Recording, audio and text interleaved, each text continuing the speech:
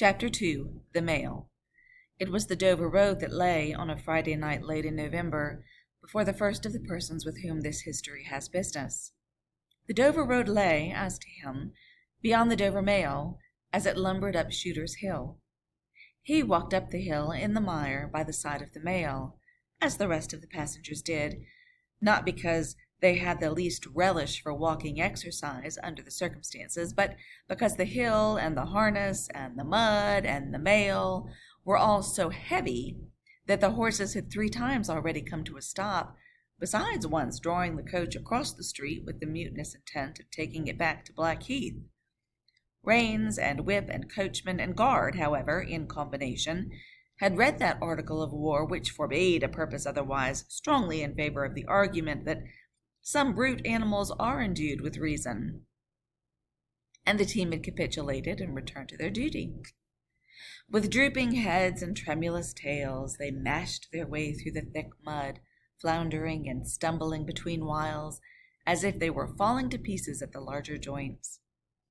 As often as the driver rested them, and brought them to a stand with a wary, "Whoa, so then," the near leader violently shook his head and everything upon it like an unusually emphatic horse, denying that the coach could be got up the hill.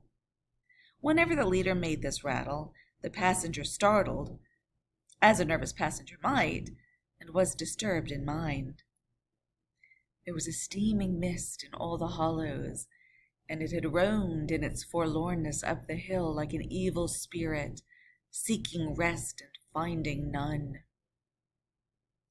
A clammy and intensely cold mist, it made its slow way through the air, in ripples that visibly followed and overspread one another, as the waves of an unwholesome sea might do. It was dense enough to shut out everything from the light of the coach lamps but these his own workings, and a few yards of road, and the reek of the lumbering horses steamed into it, as if they had made it all. 2 other passengers beside the one were plodding up the hill by the side of the mail. All 3 were wrapped to the cheekbones and over the ears and wore jack boots. None of the 3 could have said, from anything he saw, what either of the other 2 was like, and each was hidden under almost as many wrappers from the eyes of the mind as from the eyes of the body of his 2 companions. In those days, travelers were very shy of being confidential on a short notice, for anybody on the road might be a robber or in league with robbers. As to the latter, when every posting-house and alehouse could produce somebody in the captain's pay, ranging from the landlord to the lowest stable nondescript, it was the likeliest thing upon the cards.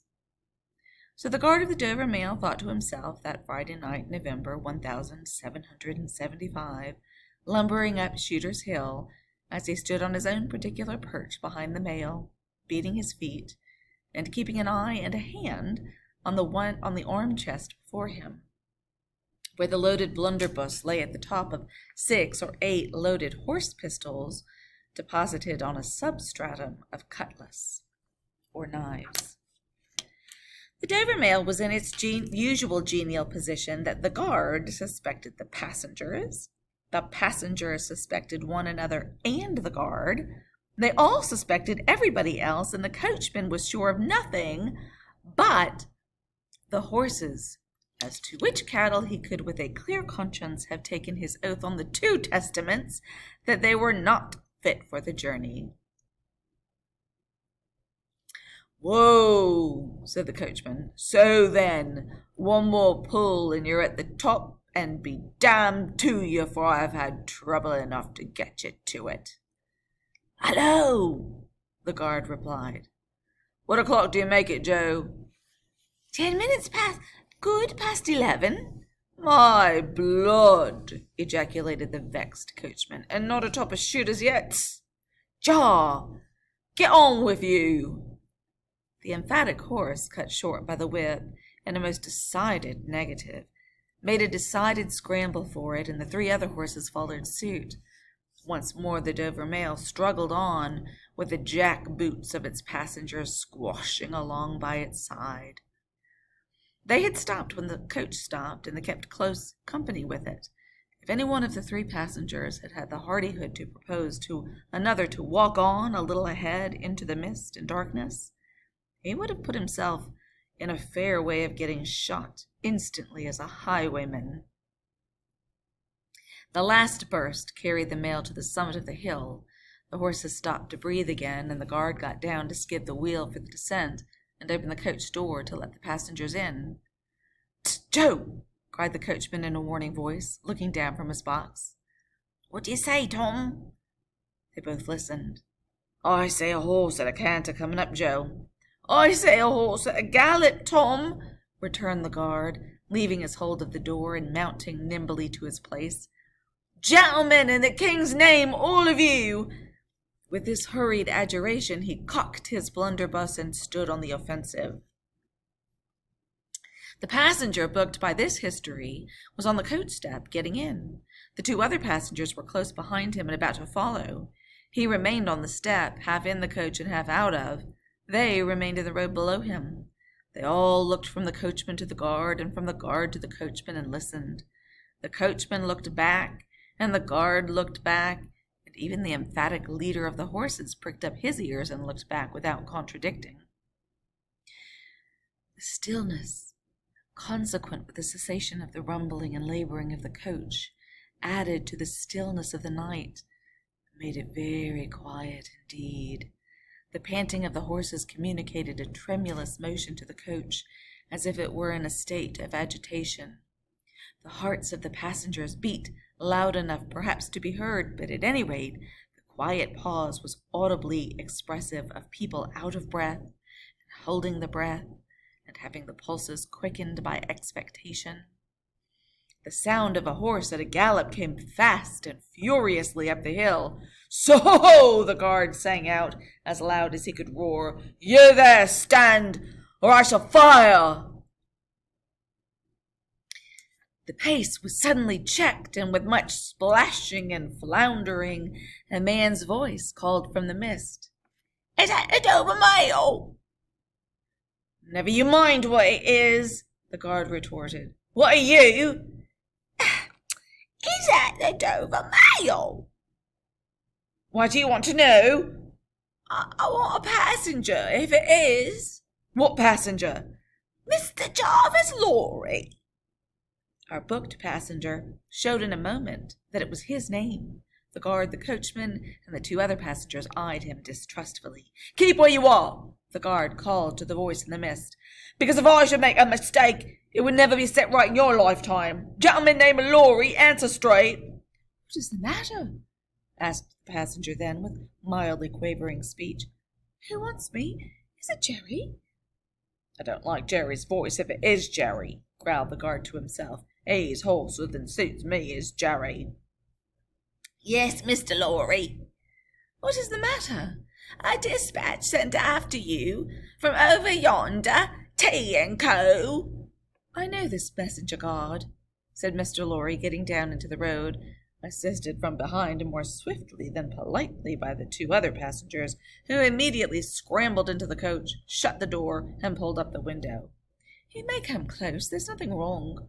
"I hope there ain't, but I can't make no notion sure of that," said the guard in gruff soliloquy. "Hullo, you." "Well, and hullo, you," said Jerry, more hoarsely than before. "Come at a foot pace, d'ye mind me? And if you've got holsters to that saddle of yourn, don't let me see your hand go nigh 'em, for I'm a devil out quick mistake, and when I make one, it takes the form of lead. So now let's look at you." The figure of a horse and rider came slowly through the eddying mist, and came to the side of the mail where the passenger stood. The rider stooped, and casting up his eyes at the guard, handed the passenger a small folded paper. The rider's horse was blown, and both horse and rider were covered with mud, from the hooves of the horse to the hat of the man. "God," said the passenger in a tone of quiet business confidence.